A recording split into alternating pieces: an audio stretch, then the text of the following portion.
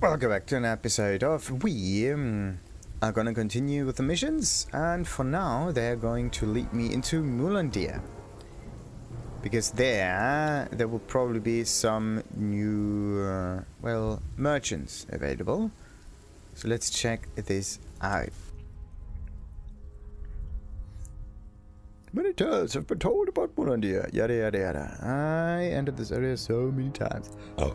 And somehow, maybe this is the reason why the Mulandir text is not getting told to you. Either it is only presented or read out once, and then it just gets muted in order to not annoy you that much, or Mulandir does not have the text at all. So, Berghol is available, the other dude is available, the Fire Wielders are unlocked. It's a special name for the faction, it's not the Orcs are unlocked. Here we are again. This place still gives me the chills. Well, at least we now have our new orcish friends to delight us with their company. Oh, and there's Uram too, totally forgot about this guy. Look at how many characters we can get in the squad. Maybe I can even complete this second row. Jesus, that's a lot. You don't seem happy about this. I just don't like the idea of putting my fate into the hands of these savages. What happened there at Berghol was nothing short of a bloodbath. Revolts tend to be bloody. I know, but never mind. In any case, with our new allies, we should be able to go look for the stones. Let's talk at the forge. What's next? There's this little whatever it is being placed in here. So there you are again, Gor's new friend. I truly hope he knows what he's doing. Orcs following the orders of a pale skin. That hasn't happened before. But to be fair, you've given me little reason to distrust you. You did great in that battle against Krell. Thank you. So you're the commander of the Fire Wielders? Chieftain. And I serve Gor, our High Chieftain, who follows your advice. In other words, I'm the third down the list. Mainly, I'm here to make sure our warriors stay in shape and are well equipped. And if you're willing to invest some coin, I might even come up with a way to permanently increase their strength. yeah, that's perfect. That's really, really costly. I want to train the Fire Wielders. Can you tell me more about the Fire Wielders? Can you tell me more about the Fire Wielders? About your tradition? Well, Traditions? since Gor is now our High Chieftain, he's the one you should talk to. But I'll do my best. The Mage Wars. How did they affect the Orcs? The Mage Wars. How did they affect the Orcs? Don't even know where I am on the minimap. Alright. Hardly. Some tribes, like the Fleshskins and the Ash Reavers, used the chance to invade your lands, as you've noticed in that Iskander village, Farland's Hope. Apart from that, we just stood out of it. Though, of course, we had our own sack of problems to deal with, such as idiots like Krell. And how did the Bloodburn affect the Orcs? How did the Bloodburn affect the Orcs? It still does. For some reason, not as often as in human lands. But nonetheless, and when it hit, it did so with full force. There were 2 outbreaks among the Fire Wielders, and every time, the affected died within a couple of days. The Kayran clan was hit the hardest. Interesting. So the clan that is said to be the most diplomatic, most talkative kind of clan, probably the one that Xarr does not like that much, is not getting defended against the magical play. That might be it. Interesting. I wonder why the races react so differently. I have my ideas. Well, I'm a warrior, not a shaman or an elder. You'll have to find out yourself. It has something to do with the gods. I want to ask something else. I'll be going about what happened in Berghol. Yeah. There was something I wanted to ask about what happened in Berghol. You asked us to bring you the Kayran's champion's head because he did something to your sister. What exactly happened? Sorry, Tahar. but that's none of your business. Alright. So, how did the Bloodburn do it? I want to ask you something else. Let's train the fire wielders. All right. Here's what we can do.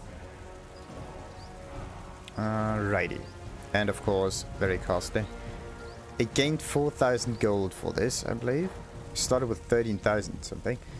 So we got some reinforcements again, some other upgrades. Perfect, perfect, perfect. But other than that, it's the standard kind of upgrades that you can get here. Alright. Who else? Where are we? Oh! Top left area. Will do. That's weird. So the top right is for the humans, top left is for the orcs. But the southern section is for the elves. Wait a minute. I should be looking at... Oh, that... This is one trader. This is another trader. But you don't see that icon on top of them because of the talk bubble. Very interesting. Very interesting. Okay, now what about... Where are the others? Yes.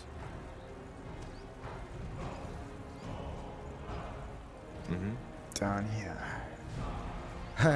If you're really lazy, you could just teleport from one Godstone to this one. That's so neat. Then there's also a Godstone down here. That means that there should be one up here. But no, okay, humans aren't that lazy. Same goes for the elves. But orcs know what's up. Okay, who is this dude? So, this is it? Oh. Your fabled fortress? You don't sound. It'll do. All I need is a good forge. My ingenious mind will do the rest. Though these orcish smiths you've employed so far certainly don't deserve their title. What do you mean? Because they are amateurs, and that's putting it lightly. Just give me some coin for material and send them my way. Then I can teach them what a true orcish axe or armor should look like. Will do. So long, Berg. Yes, yes, of course. Goodbye. That dude is amazing. Yes, yes. Looking for some orcish craftsmanship? He has some interesting items on him. The medium armor of the owl with bonus constitution if you need to. But the rest is... Yeah. The thing is, the whole thing scales, I believe, linearly. Or did it? Yeah, it does scale linearly. So one additional point, though, giving you bonus stats and all, might not be as important as having the first few points. Because it's... Yeah, like, you do get more points, but you have to also think of it in terms of relative increase in comparison to what you have at the moment. So let's say you have 100 health and you get another 100 health. That means you increased your health by 100%. But if you after this gain another 100 health, then it is still the same increase in health points, but the relative increase is only 50% as much, and then it's 25%, and then what's the other one? 25%. Then it's 20%. Then it goes down significantly. So the first step is the greatest, and like 33%. Then that comes 25%. So maybe you can go to like 33%, 24%. But after that, you don't need to do too much. Just the first few points might be important. That's also one way of deciding what to skill in Dark Souls. Can I... No, they're just red. They're not enemy red, they're just red because they're orcs red. Interesting. Anyway, decide what you can level up in Dark Souls. Even level up attributes in this game. And scrolls. Except sure that I have just what you need. at maximum points you can actually do the most in A here. fair offer. A fair little. So now about the whole ability thingy. Let's just go through this. Yuria has no points. Isgrimm is also max side. Then Undergast. What do I want to level up here?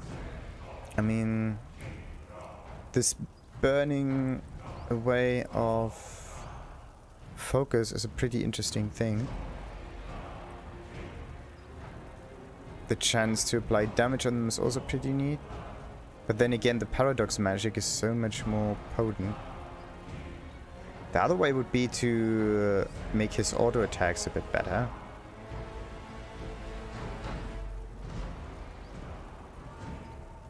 Too bad there are not that many usable perks in the white tray here.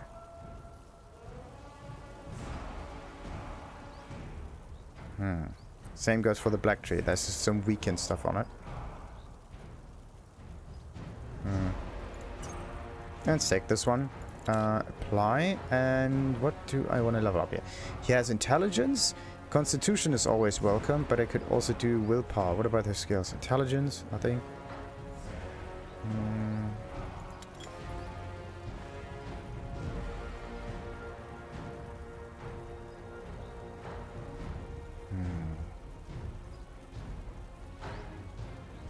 It's nice if he has higher willpower and everything, but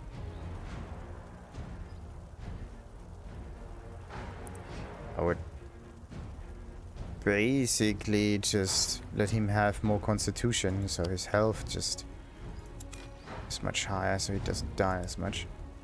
So, Rowan, what about you? You got the shield for the block. Okay. Oh, there's our dagger user. With the bleeding.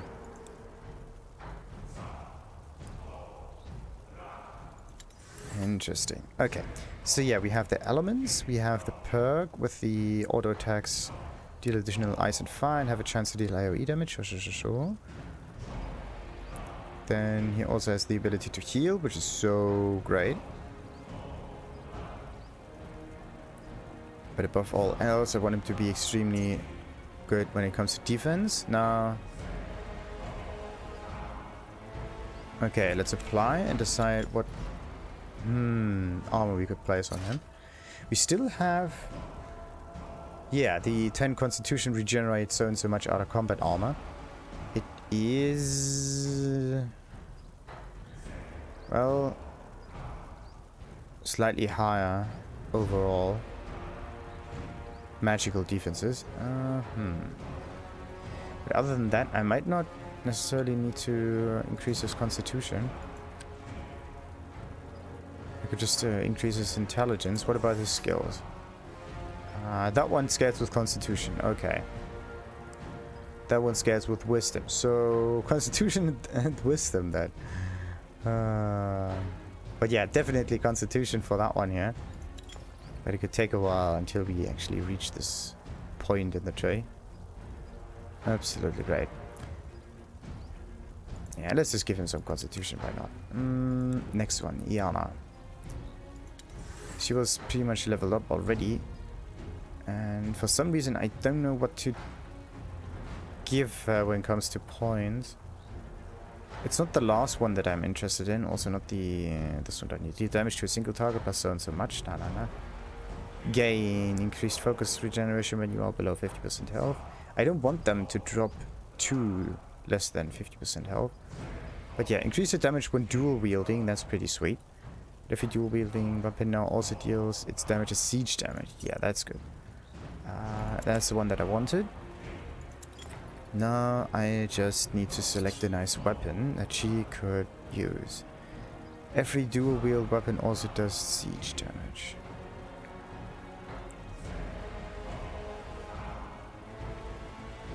What other thingy do we have? Like she is going to scale with dexterity. That means I need a dexterity-ish kind of weapon.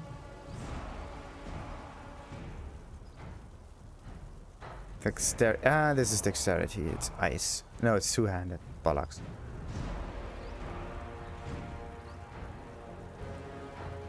Those two won't help her at all. The only weapons that I have are like strength-based. That's not happening. That's not helping anyone. What about her abilities? That's just there in order to skip some points. The perk was important.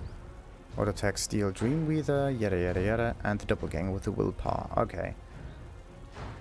So her whole thing is willpower, but no. I wanted to give her better armor values altogether, so let's just increase her constitution. Then we got Gore, which is the damage dude, pretty much.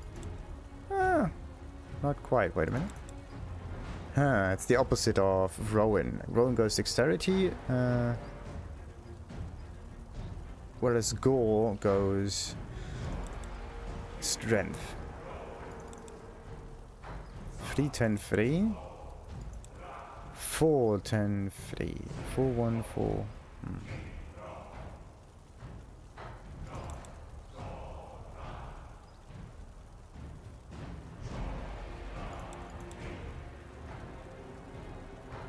Interesting. Okay, let's look through Uram. What does he have? He uses dexterity, it seems. Not dexterity daggers, but dexterity swords. Very interesting build. And he has, of course, some strange kind of weapons. And he uses occultism as his special tree with, strangely enough, defense in disciple and brutality.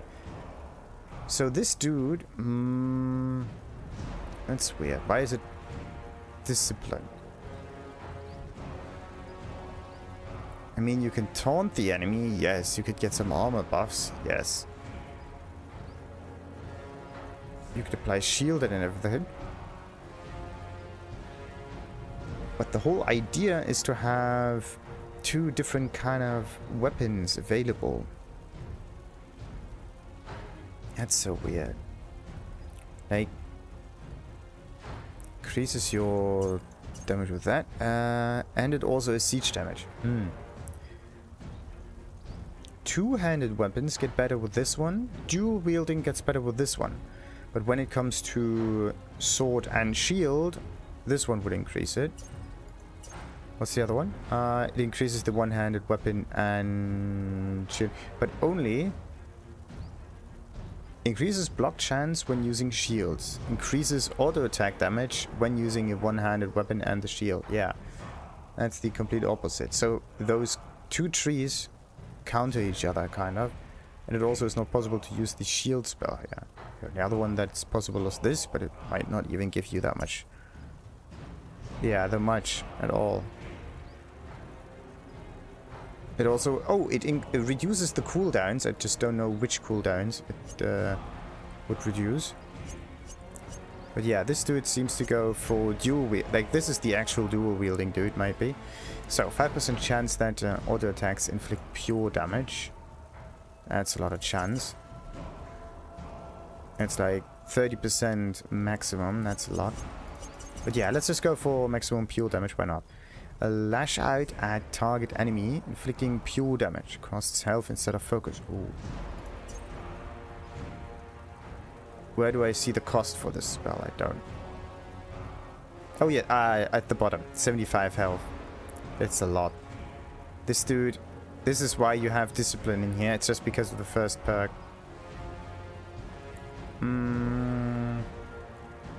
Cause health instead of focus. A lash out at target, inflicting pure damage and applying bleed, impaired, weakened, and it applies everything. It's not a chance, it just applies it. Then we have help from beyond. Infect all corpses in a small area around you so that they deal black damage to every enemy in their immediate vicinity. That's neat. Small area.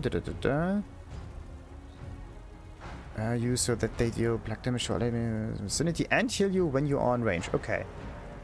So this one does... it's amazing. But who is the you? Is it this you? The Uram you? Or is it the whole squad you? Leech life with every auto attack. Wow. Leech life and focus with every auto attack. It doesn't tell you how much. But it's basically the death kind of tree. Permanently increase your maximum health. Yep. And focus. That's a nice one. Target is silenced and explodes on death, dealing damage and stunning all nearby enemies. Oh, nice one.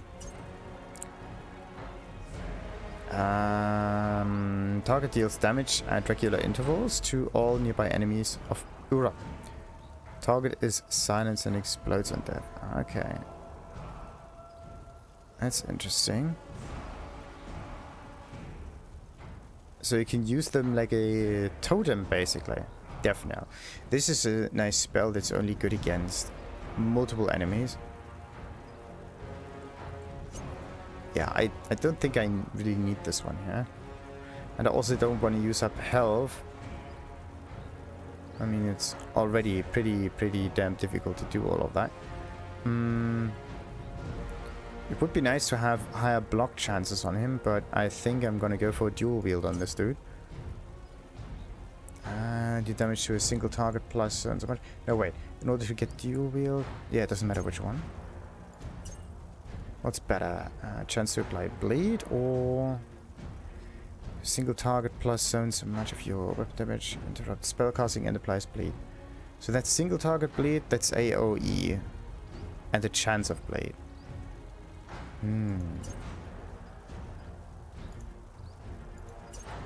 Definitely going for siege damage here.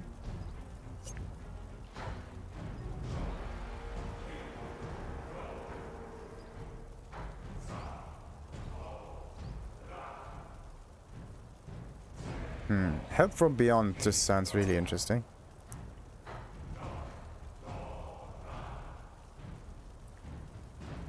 Alrighty then, how many spells do I have? This one?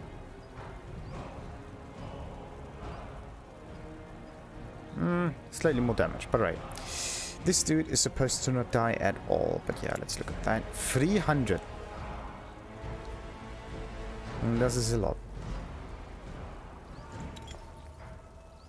So, armor. Immunity against all debuffs and purge of enemies. This one, for some reason, only needs 5 constitution.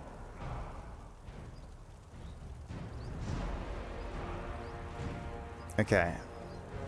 This one I have multiple times, so it doesn't really matter if I lose it or not. So let's just give this armor to him. So I don't accidentally have him wear nothing. And let's go for 10 constitution, why not? So he gets the nice golden armor. I could give him like the regeneration armor or whatever, but let's not go overboard with it. Now it comes all down to weaponry. Like he's more the auto attack. Every few times I'm gonna use intelligence. And then there's intelligence, willpower. Like what are you supposed to scale with this guy?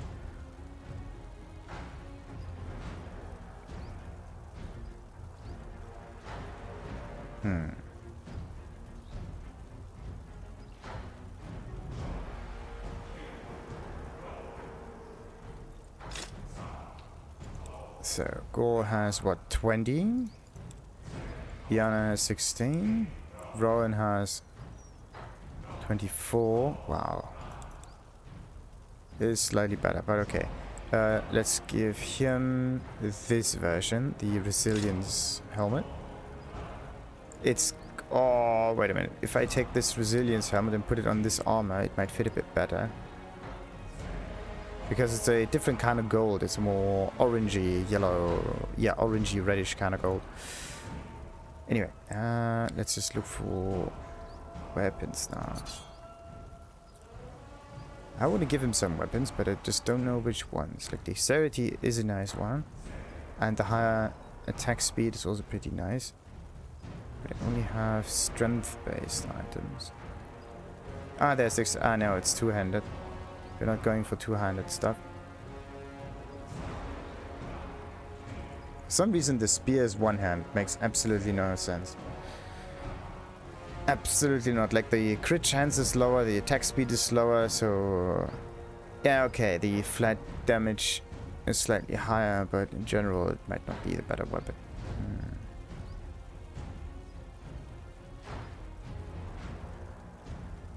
Also, I could just give him a those Tiara's Betrayer dagger or the slashing dagger or whatever, but his actual damage doesn't change that much. Why?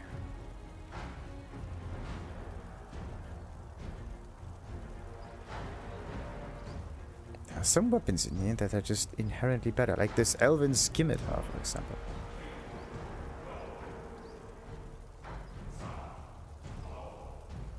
Okay, there's a little bit of a trade-off. Less crit, but more attack speed.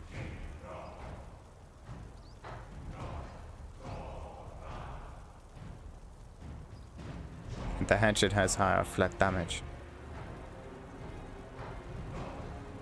So in the end, it's just about you deciding what to place on him.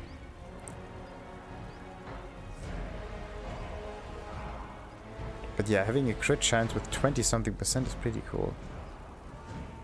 What's the crit chance right now? 11. Now it's 18. 25.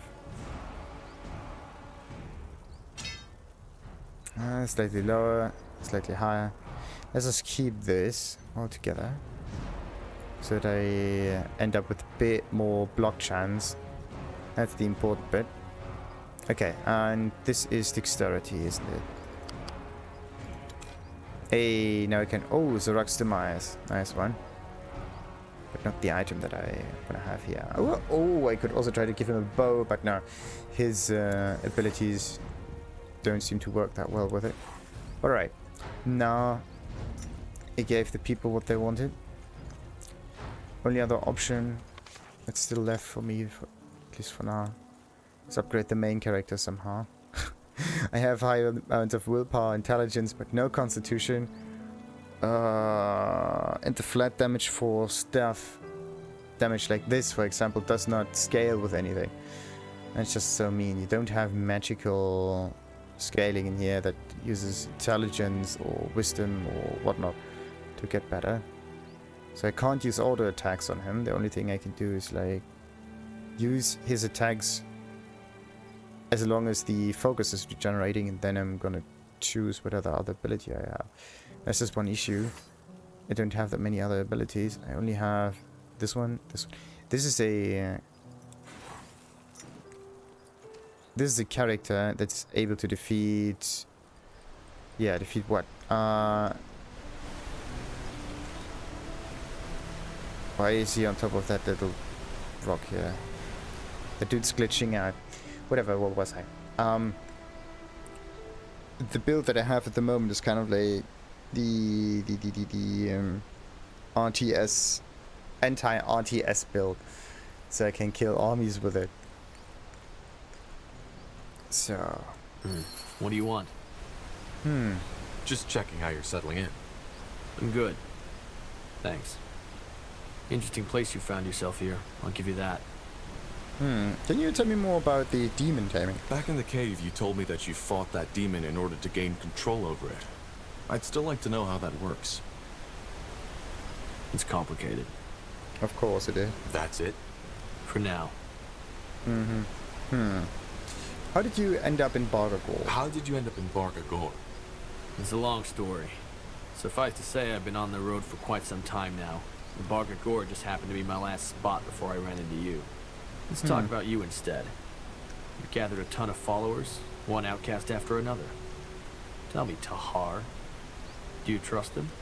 Well, yes and no. I trust them in the fact that they are capable individuals, but I don't know what will happen afterwards. I will just wait and see. Some of them, I do.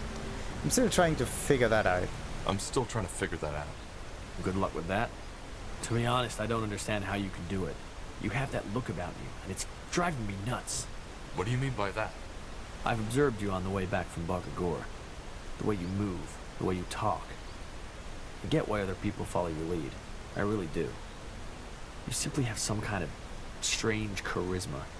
It's not visible at first glance, but it's there. You give people hope. I guess that's what it boils down to. You attract outsiders, and you get them to march under your banner. How is that a bad thing? It's a bad thing because you're too careless. All these people, did it ever occur to you that they're outsiders for a reason? The treacherous orc, the renegade elf, the exiled dwarf? Yeah? Problematic individuals. That is actually really interesting thought about it. Damn it, that Uram put some truth out. Still, you trust them. Even if you put your stern face on, I can see that you do. That's why people follow you. But trust doesn't protect from betrayal. But let's stop this right here, okay? I'm sure you have things to do, and so do I. Fascinating. Huh? So, can you tell me more about demonology? Or about you, So, about you? Have we gotten past that I don't trust you thing? I want to know more about you. Well, there isn't that much to know about me, Tahar. I'm a demonologist from Kalea, and I've been on the road for a couple of years now. That's it. Sounds like you can train it in school or something. Wait, you're Kalayan? Yeah. And I know I don't have the accent, but that was a lot of training. What made you come to Northander? Long story, and I don't want to talk about it. Anything else, Tahar? If not, let me get back to my grimoire. Alright, can you tell me more about Can you Kalea? tell me more about Kalea? What's it like there? It's a pretty general question, Corporal. What are the people What like? are Kalayans like, compared to Northandians? Good question. I don't spend that much time socializing, so I don't know if I can give you the answer to that. But all in all, Kalayans are a lot less stiff than you Nort folks. Kalayans like to sing, to dance, and to fuck. They do it a lot, sometimes at the same time. They admire philosophy and magic, and being good in either of those makes you the equivalent of a famous bard here in Greyfell. Interesting. On the other hand, the people are two-faced. That's a lot better here in Northander. You have your little intrigues, but you generally say what you mean, which Kalayans see as almost primitive. It does not seem to make sense, to be honest. Like, if they are so outgoing and so interested in the world, then why do they put on different faces? Or maybe they are so changing that they are not really two-faced, as in they betray each other, but they are two-faced in they change according to the situation. Kalea is a city-state, isn't it? Kalea is a city-state, isn't it? Like Everlight. Yeah. Well, almost. When people say Kalea, they usually refer to the chain of islands in the Sea of Dreams, a couple of miles from Imperia. However, only the big one in the middle is really inhabited. And that one's pretty much just a massive city called Kalea.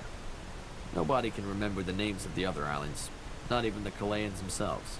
But yeah, it's essentially a city-state. And even though Kalea is small, it's very powerful. You know, spices, sugar, sea jewels, all the kind of stuff a tropical paradise has to offer. Rich as a Kalayan, isn't that how they say? Yeah, though that ignores the fact that there's thousands of Kalayans starving to death in the slums. Well, there are slums everywhere. Is Kalea affected by the Bloodburn? Do you happen to know if Kalea is affected by the Bloodburn too? Well, if they are all into magic, then probably not. Don't think so, no. At least I haven't heard anything. How's the political situation? There's been a lot of tension between Northander and Kalea during the Mage War. How is the situation now? I haven't been back since, so I couldn't tell you. But according to the sailors, things have gotten better. So, Can you demonology. tell me more about your... And why's that? Thinking about a career change? Well, I'm just interested in the whole topic. I'm just curious. Are you? I hope you do realize that demonology isn't a forbidden school for no reason. Oh. Most people who mess with it die. But sure, if you have questions, ask. Let's start with the basics. What's the core principle of demonology? That's also fairly vague. It's simple. You study demons and their powers, and bind them to your will. And thus you gain access to their powers. Take a devourer. Once you've studied and subdued her to your will, you can access her strength. And I'm not talking about merely summoning her. You can channel her powers. Means you use them as a battery. How can you channel the How is power? that supposed to work? Channeling their powers. Hard to describe. Just imagine that the demon becomes a part of you. You connect it with your magic, so to speak. And when needed, you can call on it to help you. It's not just the power that comes with it. It's also the feeling. Channeling the essence of a Xarr, a tribe eater. It's a feeling that compares to nothing else in this world. You can't understand it till you've done it. So it's also some kind of mindfuckery. And to bind them, you need to beat them in battle. So in order to bind them, you need to beat them in battle, correct? Maybe also the idea of the battle changes depending on what kind of demon you have to fight. Well, it's a bit more complicated than that, but yeah. In a nutshell, that's it. And I'm guessing that's what makes it so dangerous. Among other things, yes. What can also happen is that your body simply can't handle a demon's unleashed essence. It can cause a brain rupture similar to what these masks the Purity use. And, to be honest, that happens to 8 out of 10 students of demonology. Oh. They subdue a demon, get excited, and let all their energy rush in at once. As a result, their brains explode like a watermelon hit with a warhammer. But why is demonology forbidden? Just because of the huge, well, death rate? So, why exactly is demonology forbidden? Because it's dangerous. And because demonologists can be extremely powerful. More than some members of the ruling caste would like to see. Is there a limit how many demons you can bind? Is there a limit to how many demons you can bind? No. If there were, I wouldn't still be traveling after all this time. Okay, thanks for the insight. Interesting. Thanks for the insight. Sure. Alright, now I just need to advance the story. Let's see. Yes, Corporal? How can I help? Well, tell me more about your abilities. Maybe I can, Can you tell get me more more insight about your here. abilities? What's it like to be a Dreamweaver?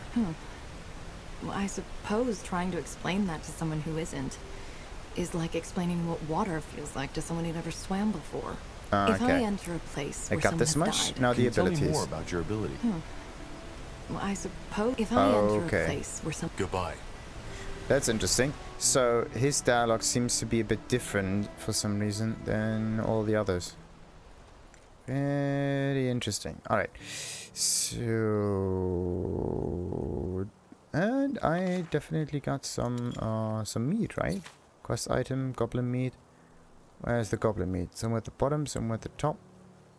Was it packages? There we go. 16 additional goblin meat, so I might be able to do that. Let's see. With a bit of luck, I can, at least this time, try to get through the main entrance. And yeah, why don't I just try that? Is there a goldstone nearby? There we go. Let's just use this one. Go down there, and then we can try it out. Maybe this is the reason why there's this betrayer up here. Maybe this is an Uram mission that you have to do. So, let's just get a little further out here, and nothing happens.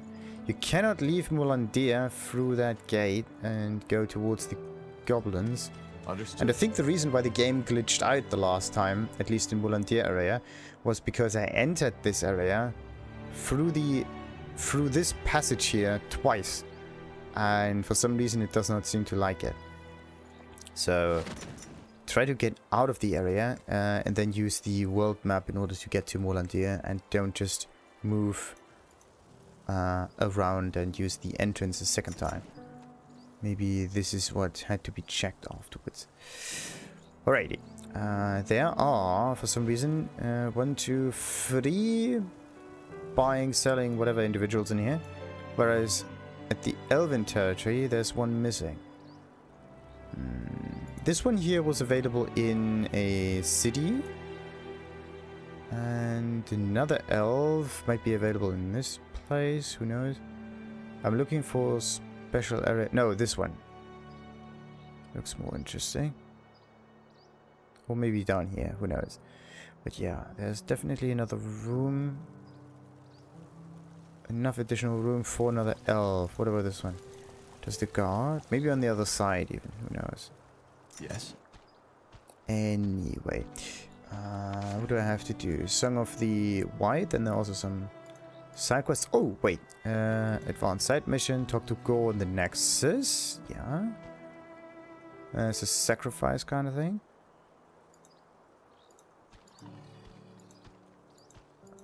What else we got? This was the goblin thing. And yeah, one artifact can be completed. And it's the Shield of Benediction. Also, I don't know if I've gotten the... no, I don't have those materials yet. Hopefully they come at the future instance. So, uncover the secrets and discover your next plan. Good. So, the next one is definitely going in here and talking to Gore.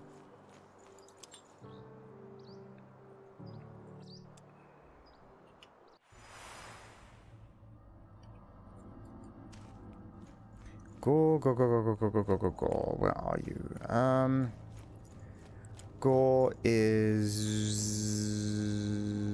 in the Nexus. Wait a minute. So the Nexus is further down there, isn't it? Or are we in the Nexus already? Wait. This is where Gore is. Okay. With a bit of luck, I don't trigger this thing immediately if I enter this area.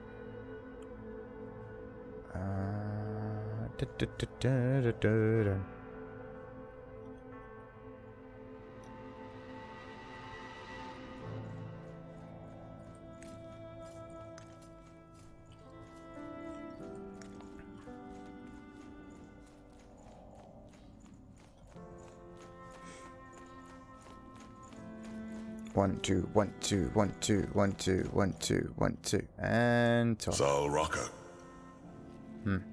Gore, how are you and the Fire Wielders settling in? All right, I guess. Though there've been some quarrels between my warriors and these mercenaries. But don't worry, I took care of it. And that Rowan promised to do the same. Nonetheless, Tahar, I have to say it. I don't like this place. Not at all. Well, the architecture is definitely not orcish at all. Why not? Well, I guess it's the people who once lived here. The Shapers. They were corrupted. And I can feel that corruption even now.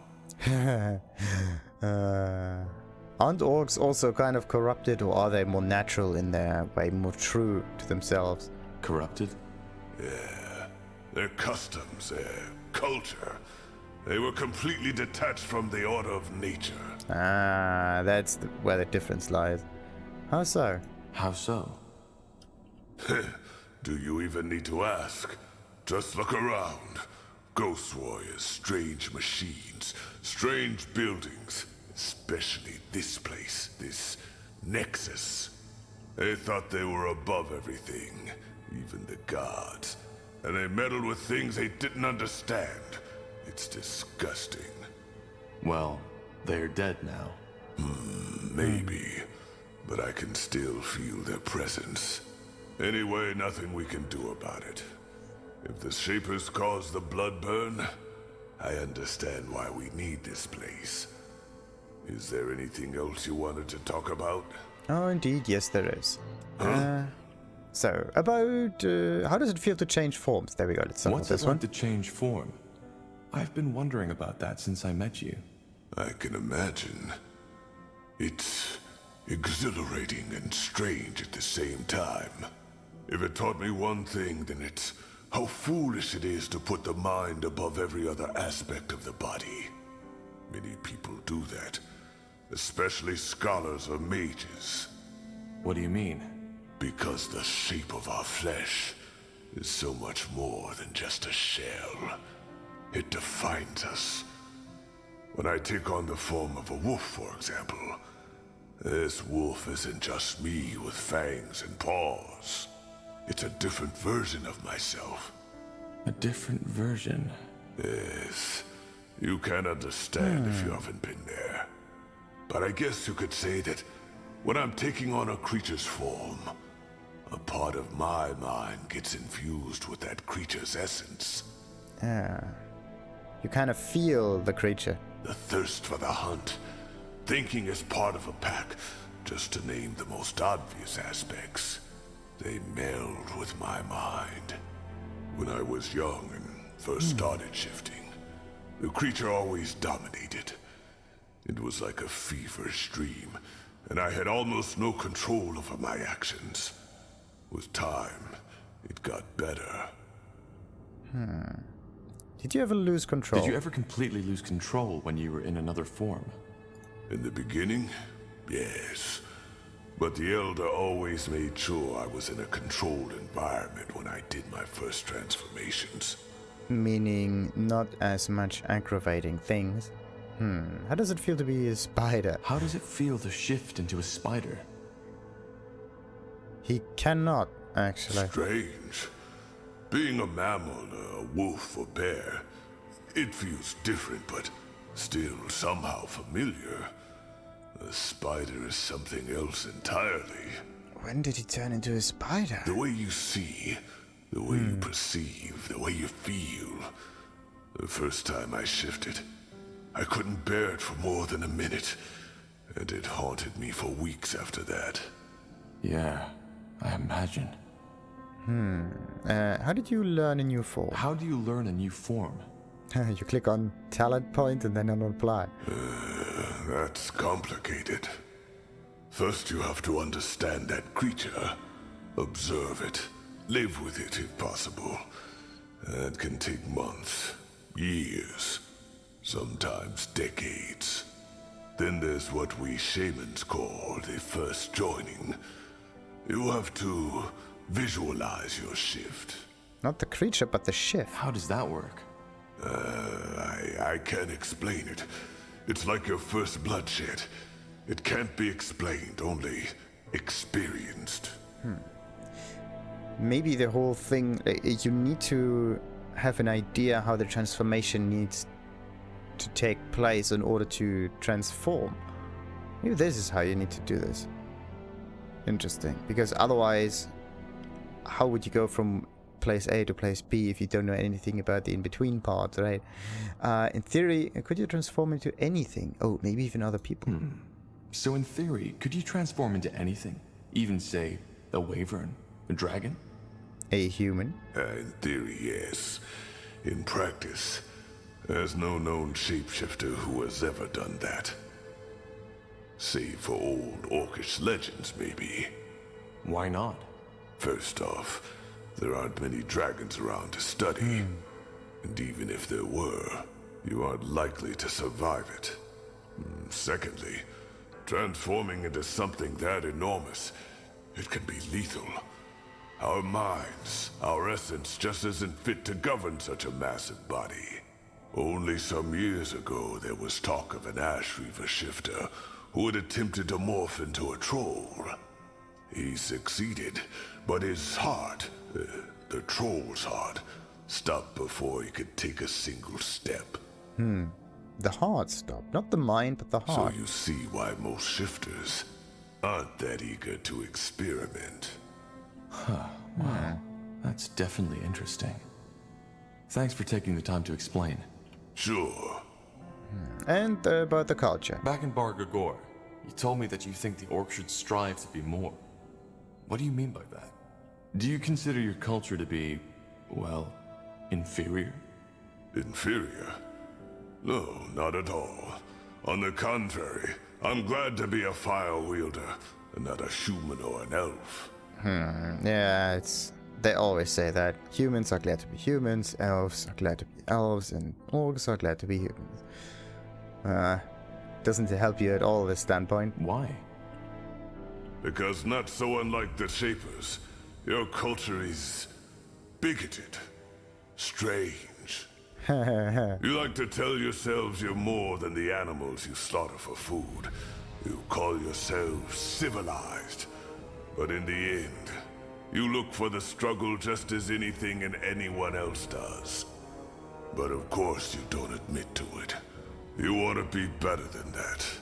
And the result are lies, intrigue, wars, and assassinations. Your culture is so bizarre that it's almost amusing. You're generalizing. But it is kind of true. Well, you have a point. I know. So no, I don't consider our culture to be inferior. But we've gone astray. Fools such as Krell was one.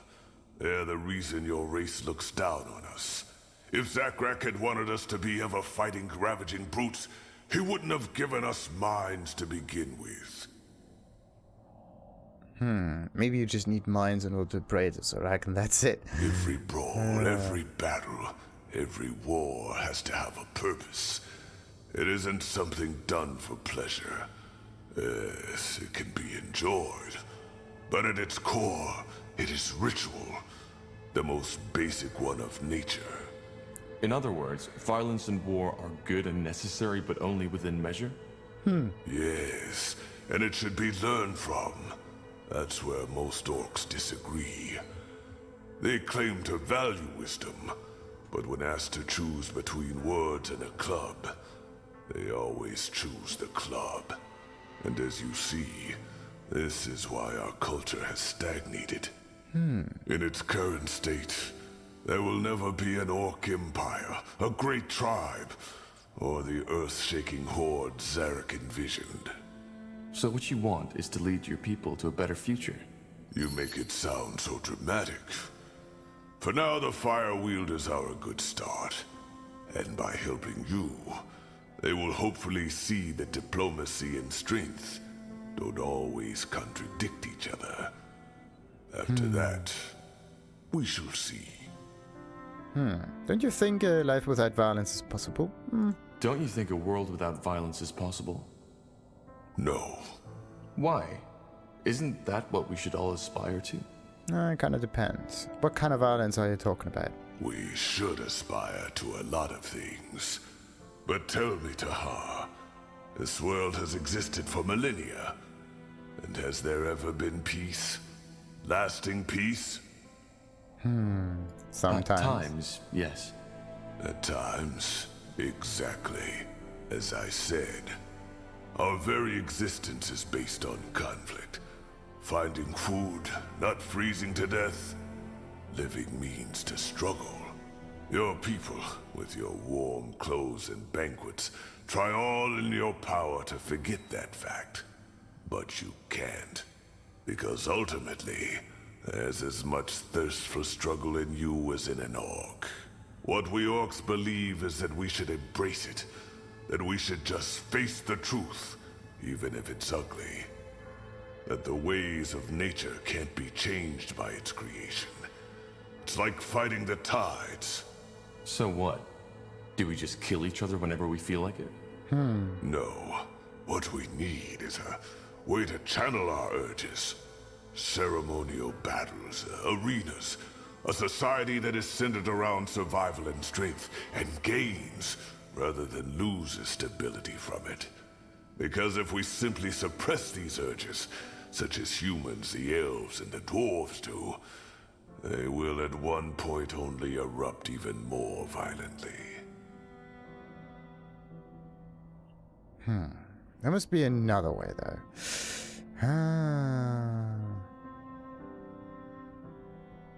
I get your point, but I'm sure there must be another way. There isn't. Anyway, where were we? Did you always have these ambitions? Did you always have these ambitions? No. Then where did they come from? None of your business, Tahar. Sorry. Interesting. He saw someone with some of these ambitions, or he saw some example that he tries to put on the orcs. All right. Because there's no other way of doing that. Because you have a dream, but the dream had to be an influence from something, right? Well, thanks for explaining. Sure. Okay, we got the orcish culture, we got the form, be and we off. can leave. So, now it's all about time to go into the center of it and talk to Isgrimm to get the bloody shield. Come on, move. Sadly, we are not a shaper that can run for ages. Got it. Look at that. I just now noticed that this part is huge.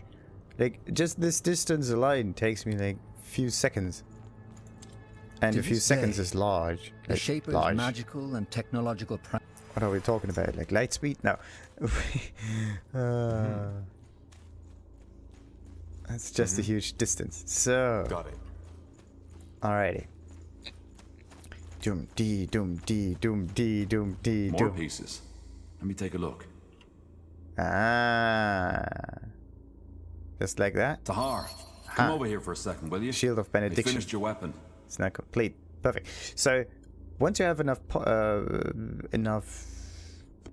artifacts, then you can just talk to him, he completes it, and somehow... What if you have all of those artifacts? Is it just one little cutscene that plays, or what is this?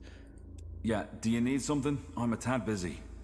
What is it that fascinates you about the Shapers? No, this What is exactly is... Oh, Tahar, that's quite a topic. Sure, want to go there? I am I telling. am. Alright. You see, the Shapers have always fascinated. Yeah, Tell me, glorious Tahar, civilization. when seeing all of this, don't you sometimes absolute? But this child, did you know? You seem... And it persisted for tens of thousands of years. Can you imagine? All this knowledge, all this art, all this wisdom. Nothing in the... Yeah, because to many, admitting what a marvel the Shapers truly were would mean admitting that our culture is pale in comparison.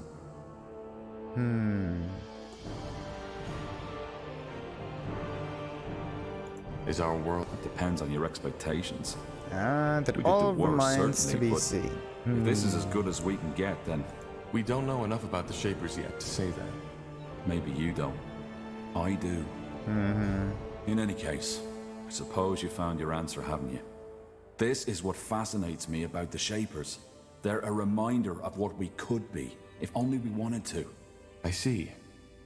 Well, thanks for the explanation, Isgrimm. I appreciate it. Goodbye. It's really interesting. I see. This is kind of a standard reaction to it. Now, about the shield. The shield is an armor piece. Shield of Benediction. Is it? No, I don't want to exit to the Nexus, right? No, it's a weapon. Every time. It's a hand tool. Let's call it.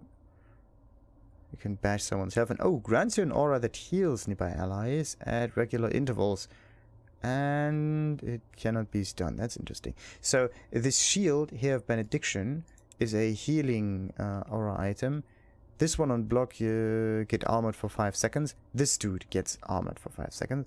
But it would be even better to give him this shield, because then the mace triggers a heal and the shield triggers a heal, and Isgrimm would turn into a healing beacon. On the other hand, no one else uses shields, right? Except for Rowan. Yeah, Rowan could definitely use a better shield too, so maybe he can get the shielded shield. Maybe he's gonna go for the shielded shield. So let's give him the artifact. Rowan gets the cannot be stunned kind of shield, just in case. The snake shield looks extremely cool. The color pattern is nice. Only problem is its stats. That's the thing. You have found really nice tools, really nice items, but somehow you can't really use them because of this. Also, what about the crit chance? The crit chance of this shield here is 5%. Does it increase this crit chance to 21? Yes, it does. So a shield seems to behave differently than, let's say, this one here. It's 17. No, it's not. Bollocks. Shite.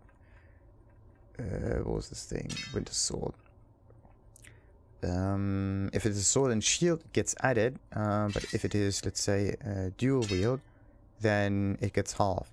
This one has 14%. This one has 10%, so it's 12. No, what's the chance? It's still 14. Now it's 16. What? Okay, so it's 16, and the other one reduces it by a certain amount. Okay, because his abilities might be critical, or is it extent? No, it's not that. Where do we get the crit hit? I don't know. For some reason he has critical strike capabilities, but I don't know where he gets it. Like, he starts with 2% critical for some reason. Whatever. Let's give him that shield, and definitely need to sell some of those items. Jesus.